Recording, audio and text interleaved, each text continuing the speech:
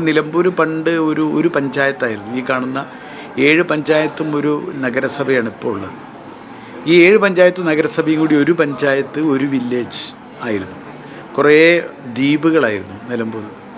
ഇതിനെയൊക്കെ ഓരോ പഞ്ചായത്താക്കി, വില്ലേജാക്കി, അവിടെ സ്കൂൾ വന്നു, ആശുപത്രി വന്നു, അവർക്ക് പാലം വന്നു, റോഡ് വന്നു.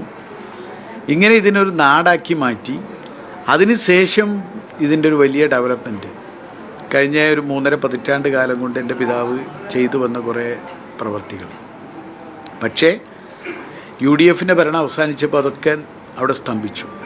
നിലമ്പൂർ ബൈപ്പാസ് ആണെങ്കിൽ, KSRTC ബസ് സ്റ്റാൻഡ് ആണെങ്കിൽ, അതേപോലെ തന്നെ ഈ പറയുന്ന ഗവൺമെൻറ് കോളേജ്, അങ്ങനെ നിരവധി കാര്യങ്ങൾ. അപ്പോൾ അതിൻ്റെയൊക്കെ ഒരു തുടർ പ്രവർത്തനം നിർബന്ധമായിട്ടും നമുക്ക് ഉണ്ടാവേണ്ടതുണ്ട്. പുതിയ പദ്ധതികൾ കൊണ്ടുവരുന്നതിനേക്കാളും പദ്ധതികൾ വേണം. അതിനേക്കാളും UDF കൊണ്ടുവന്ന പദ്ധതികളുടെ ഒരു തുടർച്ച ഇവിടെ ഉണ്ടാവേണ്ടതുണ്ട്. പിന്നെ നിലമ്പൂരിലെ പ്രധാനമായിട്ടുള്ള മാൻ ആനിമൽ കോൺഫ്ലിക്റ്റ്, വന്യമൃഗങ്ങൾ മനുഷ്യരെ വന്ന് വേട്ടയാടുന്ന സ്ഥിതി, മനുഷ്യൻ്റെ ജീവന് യാതൊരു വിലയില്ല, മൃഗങ്ങളെ സംരക്ഷിക്കാനുള്ള സംവിധാനങ്ങൾ മാത്രമേ ഉള്ളൂ. നിലമ്പൂരിലെ ആദിവാസി കുടുംബങ്ങൾ അനുഭവിക്കുന്ന ബുദ്ധിമുട്ട്, ഇതൊക്കെ ഈ തെരഞ്ഞെടുപ്പിൽ പ്രാദേശികമായ ചർച്ചകളാവും, യാതൊരു സംശയമൊക്കെ. ഈ ബൈപ്പാസ് വലിയൊരു ഇഷ്യൂ ആണ്. അവർ സ്ഥാനാർത്ഥിയെ നിർത്തുന്നൊക്കെ പറയുന്നുണ്ട്. അതിൽ എന്തായിരിക്കും ഒരു വാഗ്ദാനം? അല്ല, അതിൽ വാഗ്ദാനത്തിൻ്റെ പ്രശ്നമല്ല. ഇത് UDF കൊണ്ടുവന്ന പദ്ധതിയാണ്. അന്ന് 38 കോടി രൂപ പിന്നെ നീക്കിയിരിപ്പോട് കൂടി കൊണ്ടുവന്ന പദ്ധതിയാണ്. ആ പദ്ധതി UDFൻ്റെ ഭരണകാലത്ത് തുടങ്ങി. പക്ഷേ അത് UDF ഭരണം പോയപ്പോൾ അതേപോലെ നിന്നു. പിന്നെ ഓരോ ബഡ്ജറ്റ് വരുമ്പോഴും 100 കോടി 125 കോടി നീക്കി വെച്ചു. അതിൻ്റെ ഫ്ലെക്സ് ബോർഡുകൾ മാത്രം കാണാറ്, പരിപാടിയൊന്നും നടക്കുന്നില്ല.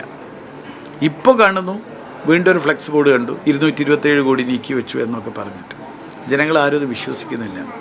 ഈ ബൈപ്പാസിന് വേണ്ടി സ്ഥലം വിട്ടുകൊടുക്കാൻ തയ്യാറായിട്ടുള്ള അക്വസിഷൻ നടപടികൾ പൂർത്തിയാകാതെ, അതിൻ്റെ കാശ് കിട്ടാതെ, ആ വീടും സ്ഥലവും ഒന്നും ചെയ്യാൻ കഴിയാതെ നിരവധി ആളുകൾ ബുദ്ധിമുട്ട് അനുഭവിക്കാം. അവർക്ക് ആ ഭൂമി വിൽക്കാൻ കഴിയില്ല.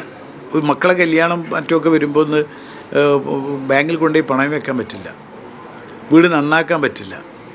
എന്നാൽ വീടിൻ്റെ സർക്കാർ ഏറ്റെടുത്ത് അതിൻ്റെ പൈസ ലഭിക്കുന്നുമില്ല. വലിയ പ്രയാസത്തിലാണ് കുറേ സാധാരണക്കാരായ ആളുകൾ. അവരുടെ ഒരു വലിയ പ്രതിഷേധം ഇന്ന് നിലനിൽക്കുക. അപ്പോൾ അവരുമായിട്ട് സംസാരിച്ച് അവരുടെ ഒരു സ്ഥാനാർത്ഥി ഇല്ലാതാക്കുന്ന രൂപത്തിൽ, അവർക്ക് UDFനെ പിന്തുണയ്ക്കുന്ന രൂപത്തിലേക്കൊരു ശ്രമം നടത്തും, അങ്ങനെയാണോ? അങ്ങനെയല്ല. UDF സ്ഥാനാർത്ഥി ഉണ്ടോ ഇല്ലേ എന്നതിനേക്കാൾ അപ്പുറത്ത് അവരുടെ പ്രശ്നങ്ങൾക്ക് ശാശ്വതമായൊരു പരിഹാരം കാണാനുള്ള ഒരു ശ്രമം നമ്മുടെ ഭാഗത്തുനിന്നുണ്ടാവും. അപ്പോൾ എല്ലാ പ്രതിസന്ധികളും അതിജീവിക്കും.